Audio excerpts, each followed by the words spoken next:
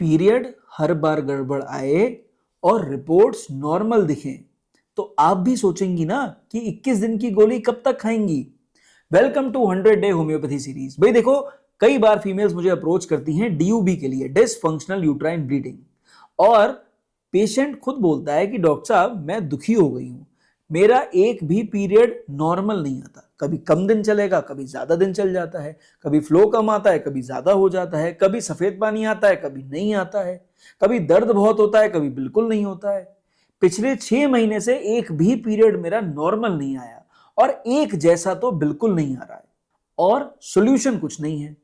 यहां पर एक होम्योपैथी की दवा होम्योपैथी पे आपका विश्वास बढ़ा देगी। दवा का नाम है पल्सेटिला। अगर ऐसा हो रहा हो तो आप पल्सेटिला 30 ला के घर में रख लो, 2 बूंद दवा 2 चम्मच पानी में डालो और इस दवा को सुबह शाम कम से कम एक पीरियड साइकिल रेगुलरली कंटिन्यू करो और करके देखो।